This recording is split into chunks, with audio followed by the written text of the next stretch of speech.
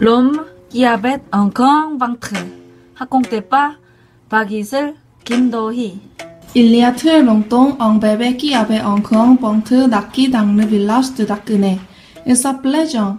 Les gens qui voyaient ce bébé étaient très étonnés. Regarde ce bébé, comme il a un grand ventre. Oh là là, c'est vraiment surprenant. Comment cela peut-il être possible? Jean était triste parce qu'à cause de son trop gros ventre, on ne l'aimait pas et puis il devait manger beaucoup. Cela posait problème dans le village. J'ai un ventre bien plus grand que le reste du monde. Tous les gens du village avaient peur de ne pas avoir assez de nourriture. Alors, ils discutèrent de la façon dont ils pourraient trouver à manger. Il mange plus de nourriture que nous. Oui, tu as raison. S'il a faim, il va ravager notre ville. Et il faut beaucoup d'argent parce que nous devons acheter beaucoup de nourriture. Je ne sais pas comment faire. Après une longue discussion, ils décidèrent de la faire travailler pour le village. Comme Jean était serviable, il faisait tout le travail qu'on lui donnait. J'ai un grand ventre, donc je supporte. Alors, je travaille bien. Mais un jour, il ne travailla pas parce qu'il était fatigué. Un soldat cria à l'eau. Pourquoi tu ne travailles pas? Si tu ne travailles pas mieux que ça, tu vas être fini. Je me suis seulement reposé un jour pour m'énerver. Un jour, je me vengerai. Vous devez vous préparer. Après avoir entendu ces mots, Jean disparaît en colère. Le jour suivant, quand le soldat sortit de chez lui, il vit d'étranges nuages épais devant l'hôtel de ville.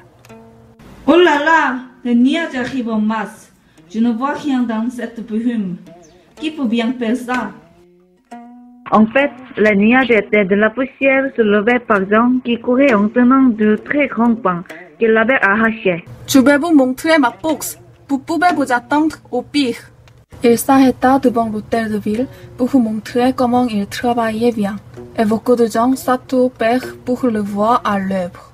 L'homme au gros ventre semblait décidé à leur faire peur. Oh là là! Voilà, c'est ma boxe. Ne m'empêchez pas.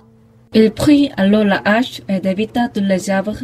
Comme il était très rapide et très fort, le bois s'amoncela très vite devant l'hôtel de ville. Les soldats frappés de consternation le regardèrent gênés. Mais les soldats étaient trop peureux pour essayer de l'empêcher. On dit qu'il avait un visage effrayant et on pense qu'il était indigné. Je prends tout ce bois. Maintenant, vous en avez assez. Désormais, je ne travaillerai plus. Après avoir porté le dernier coup de hache, il prit tout le bois et le jeta dans le gouffre de l'hôtel de ville.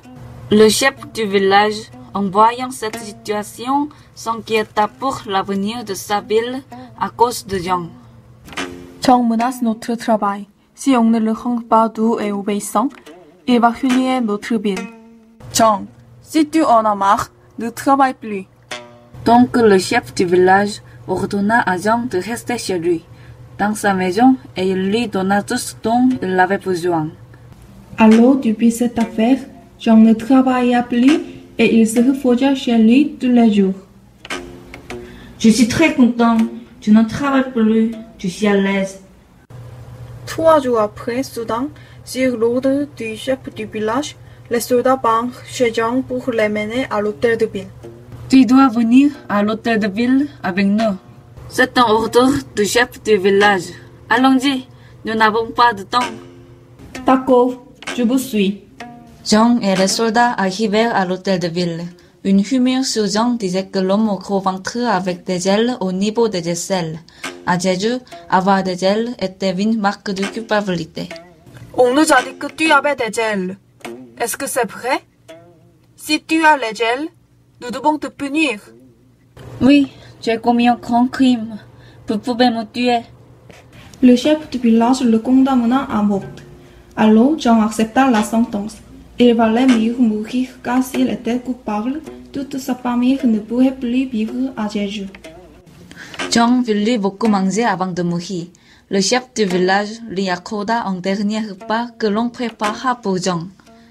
Tu manges beaucoup maintenant, mais je suis triste parce que mon destin est scellé. C'est la vie. Je n'ai aucune rancune. Après que le mangé, les soldats le jetèrent dans la mer Yongyan au sud de Jeju, parce que John leur avait dit qu'il voulait y mourir. J'ai lié ses pieds avec une corde de pierre, mais il ne coule pas. Oui, parce qu'il a un trop grand ventre. Donc, comme mon ballon, il ne coule pas. Alors on le ligota à des pierres avant de le jeter à l'eau, mais John ne mourut pas vraiment. 4 jours plus tard, la mère de John l'appela. Mon fils John! Mais John coula au fond de la mer. Et soudain il se mit à pleuvoir, et un cheval blanc jaillit au-dessus des flottes où John avait sombré. Puis, ce cheval sembla dans le ciel. Plus tard, on raconta que John était mort parce qu'il était né à la mauvaise époque. Finalement, John avait des ailes.